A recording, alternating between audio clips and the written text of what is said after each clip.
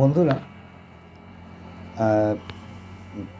যে গাছটির সামনে আমি এখন দাঁড়িয়ে রয়েছি, এই গাছটার নাম হচ্ছে আকাশমণি। কিন্তু এই এলাকায় সবাই গাছটিকে জানে সোনাঝুরি গাছ। সোনাঝুরি গাছ হিসেবে এই এলাকায় পরিচিত। এই গাছটা আগে জঙ্গল থেকে কেটে নিয়ে আসতো এবং জ্বালানি হিসেবে ব্যবহার করা হতো। তো গাছটাকে আমরা দুটো নামেই জানি। এটার সায়েন্টিফিক যে নাম, বিজ্ঞানসম্মত যে নাম, সেটা হচ্ছে আকাশিয়া অরিকুলিফর্মিস। আকাশিয়া অরিকুলিফর্মিস। তো এটি সাধারণত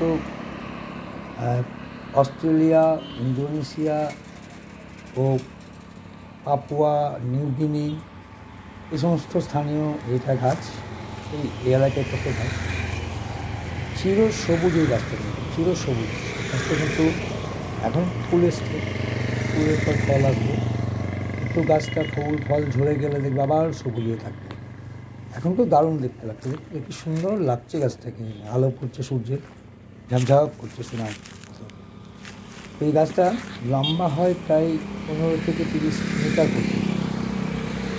তো এটা উচ্চতা।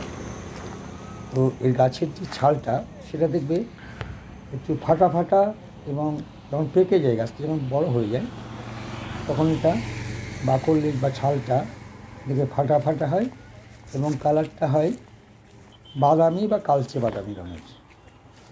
তো এই গাছে মানে খুব সবচেয়ে মজার ব্যাপার যে ফুলটা, এখন যে ফুলটা দেখাচ্ছি তোমার, দেখো ফলও দেখা যাচ্ছে, মাঝে মাঝে একটা ফলও দেখাচ্ছি।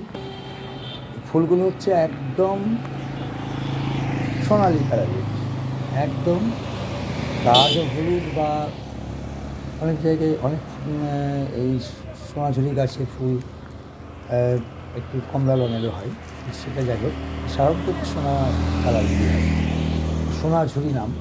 তো এটা থোকায় থোকায় ফুলেছে, দেখো প্রত্যেকটি থোকা থোকা ফুলটা ফুটেছে একদম। দেখো একটা সিঁড়ির মতন রয়েছে, এবং প্রত্যেকটি মঞ্জরিতে প্রচুর ফুল, এবং দেখতে দারুণ সুন্দর লাগে।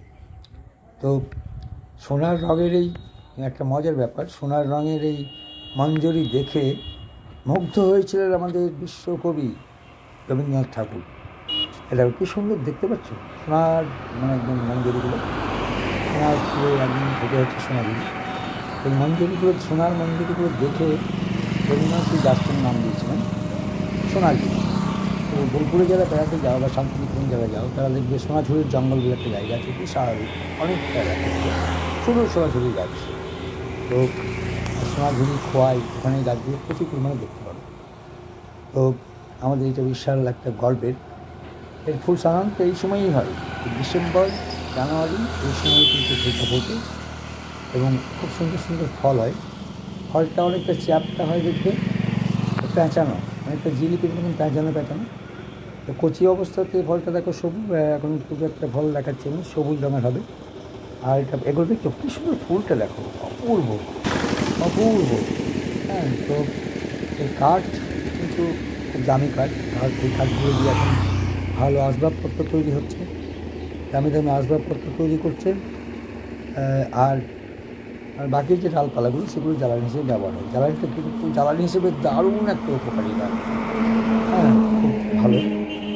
আর এটাকে অনেকে কী করে, এই গাছের যে ফলটা, ফল দেখানো হলে আমি দেখাচ্ছি, দেখো ফলগুলো যখন পেকে যায়, পাকা ফলটা দিয়ে অনেকে জামা কাপড় পরিষ্কার করার কাজে লাগে, ভিজিয়ে দেয়, নিয়ে জামা কাপড় পরিষ্কার করে। সুতরাং এই গাছটার যে উপকারিতা, সেটা কিন্তু আমাদের মনে রাখতে হবে। আর সবচেয়ে বড় কথা, ফুলটা একটু আছে, এই ফুলটা যখন ফোটে, তখন ওই রেণুটাই খেতে কিন্তু আমাদের অনেক সময় অ্যালার্জির সৃষ্টি হতে পারে। তাই এই গাছের কাছাকাছি থেকে একটু দূরে থাকাই ভালো। তাছাড়া সর্বমোট গাছটা থেকে কিন্তু আমরা উপকারিতা বেশি পাই, তাই আমরা এই গাছটাকে যত্নে রাখবো, কিন্তু গাছের ফুল ফোটার সময় একটু দূরত্ব বজায় রাখবো। তো বন্ধুরা, যদি গাছ ভালো লেগে থাকে ভিডিওটা, তো ভালো লাইক, কমেন্ট এবং শেয়ার করবে, আর বাকিরা আমাদের সাবস্ক্রাইব করবে।